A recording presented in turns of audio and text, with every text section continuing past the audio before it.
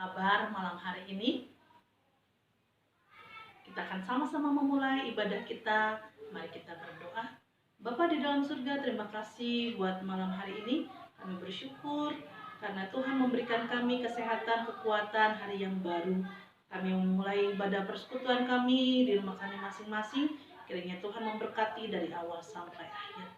Dalam nama Tuhan Yesus kami berdoa dan bersyukur. Amin.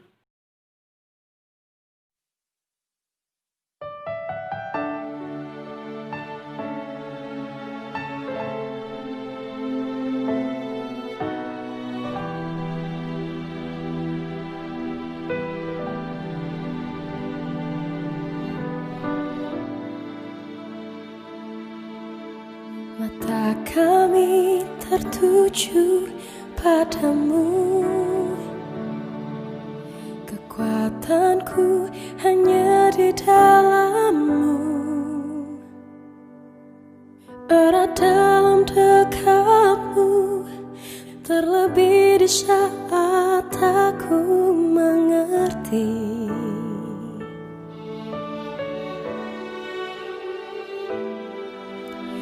Pilih untuk tetap percaya, ku pilih untuk tetap menyembah-Mu. Kau pernah menolongku, Kau punya 1000 cara untuk angkatku.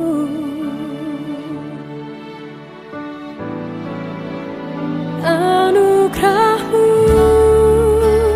jadi perisaiku, mengelilingiku, memeliharaku. Anugerah-Mu untuk seumur hidupku. Ada saat yang lain pergi, anugerah-Mu jadi perisaiku, mengelilingiku, memeliharaku. Anugerah-Mu untuk seumur hidupku terjadi dalam hidupku.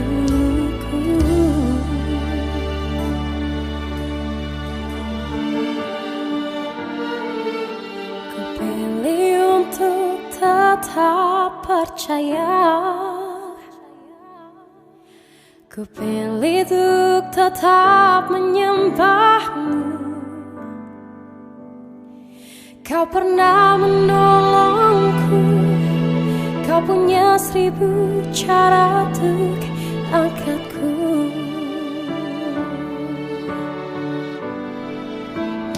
Anugerah-Mu jadi perisaiku, mengelilingiku, memeliharaku. Anugerah-Mu untuk seumur hidupku. Ada saat yang lain pergi, anugerah-Mu jadi perisaiku, mengelilingiku, memeliharaku. Anugerah-Mu untuk seumur hidupku terjadi dalam hidupku.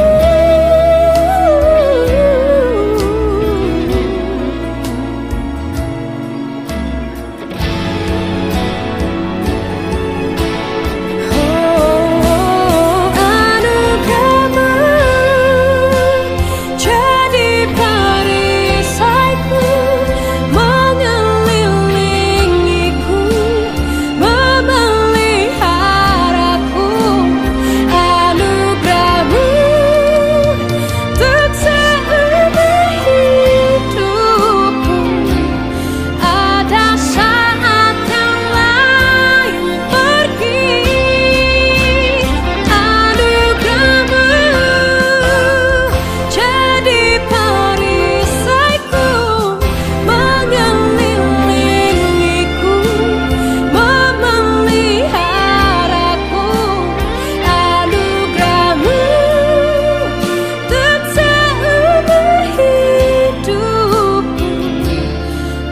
terjadi dalam hidupku.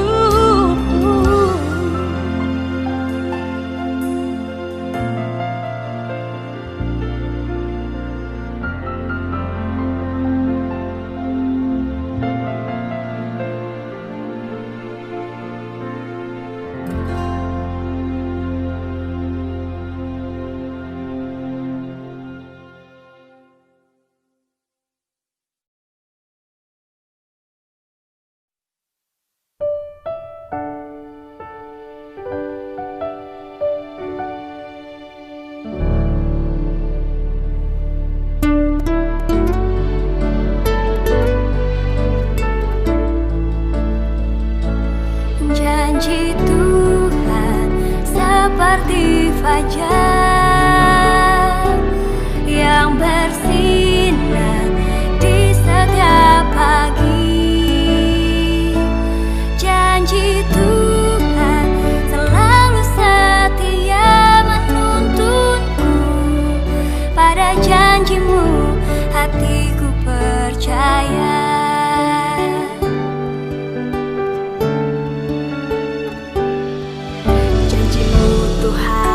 Selalu terjadi,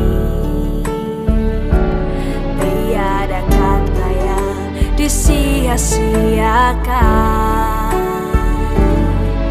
Dalam perkataannya adalah kebenaran, seperti perak yang dimurnikan. Janji Tuhan seperti fajar yang bersinar di setiap pagi. Janji Tuhan selalu setia menuntunku. Pada janjimu hatiku percaya.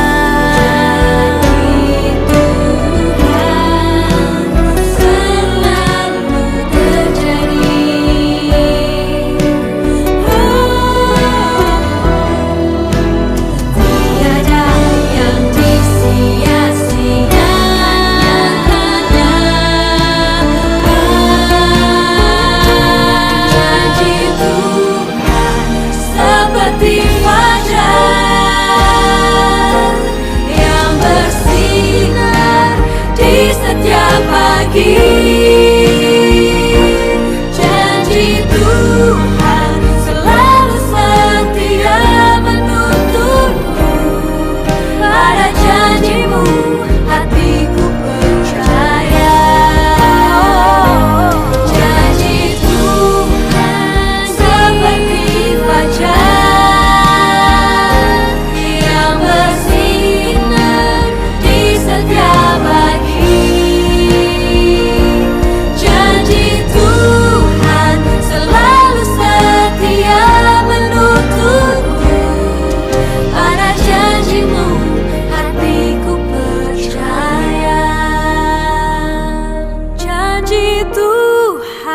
Selalu setia menuntunku. Pada janjimu hatiku percaya.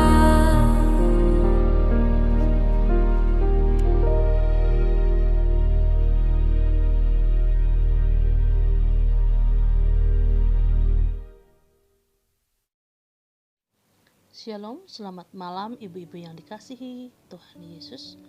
Bersyukur malam hari ini kita akan merenungkan sebuah tema yang sampai kepada kita berjudul Tegar Menghadapi Persoalan.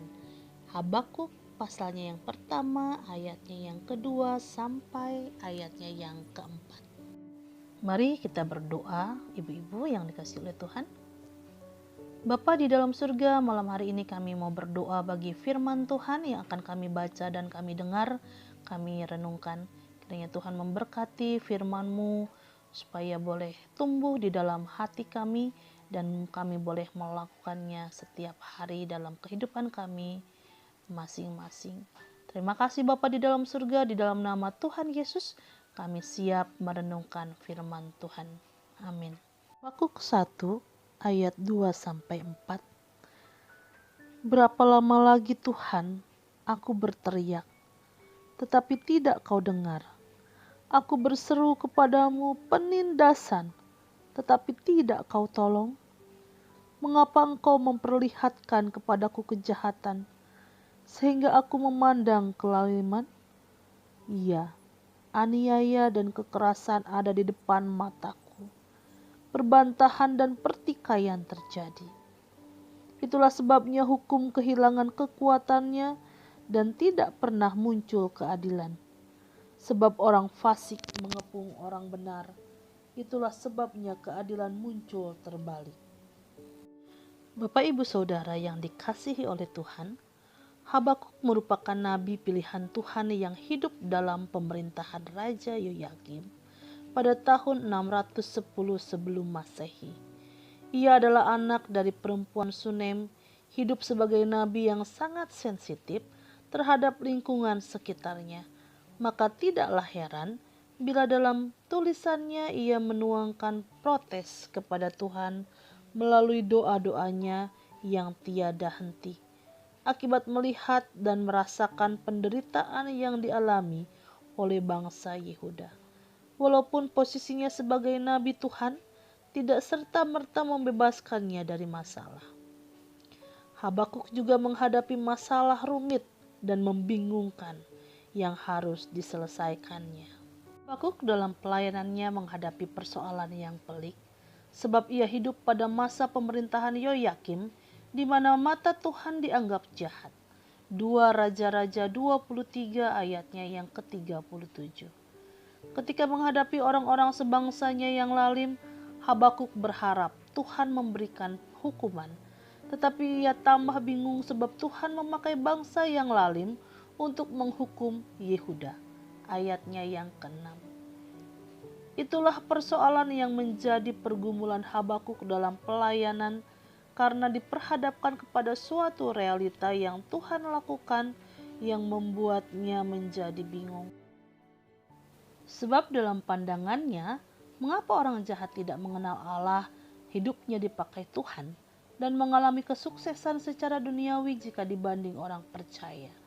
Oleh karena itu tidaklah heran bila Habakuk berteriak sebagai bentuk protesnya di dalam Habakuk 1 ayat 3 sampai 4. Engkau memperlihatkan kepadaku kejahatan sehingga aku memandang kelaliman. Iya, aniaya dan kekerasan ada di depan mataku.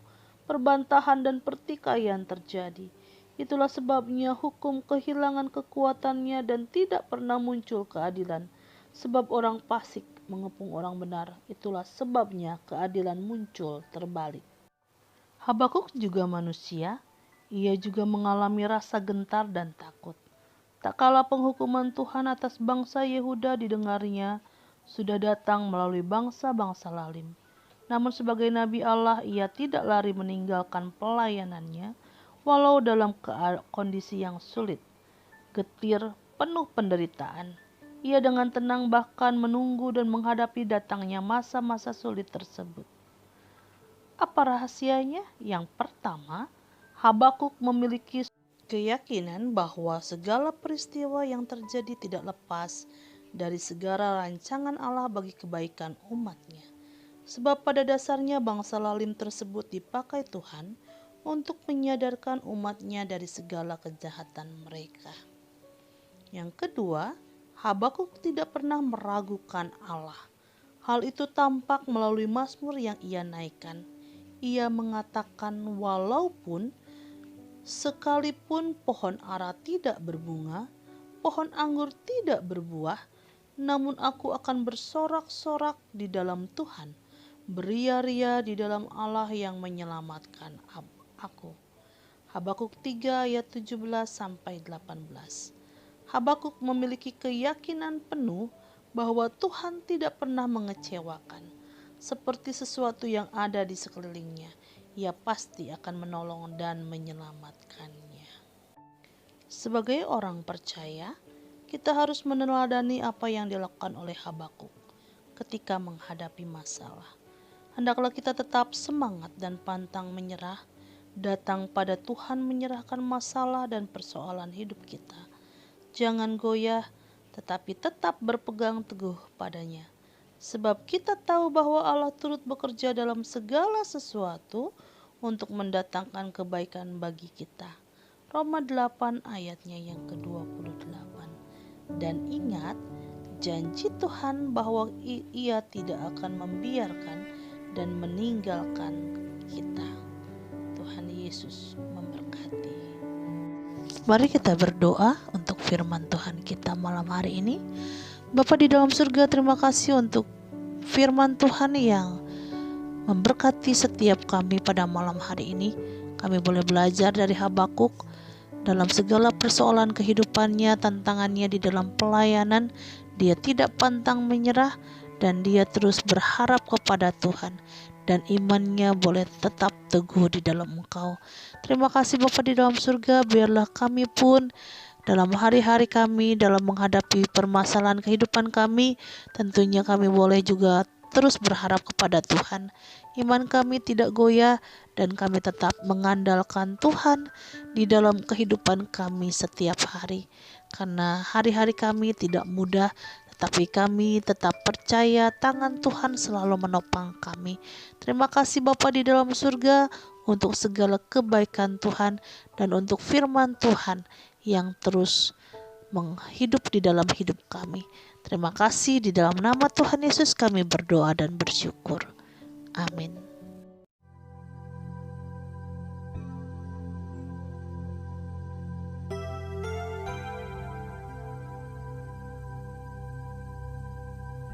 Bapa kami yang di surga, dikuduskanlah nama-Mu. Datanglah kerajaan-Mu. Jadilah kehendak-Mu di bumi seperti di sorga. Berikanlah kami pada hari ini makanan kami yang secukupnya, dan ampunilah kami akan kesalahan kami, seperti kami juga mengampuni orang yang bersalah kepada kami. Dan janganlah membawa kami ke dalam pencobaan, tetapi lepaskanlah kami daripada yang jahat. Karena Engkaulah yang empunya kerajaan dan kuasa dan kemuliaan sampai selama-lamanya. Amin.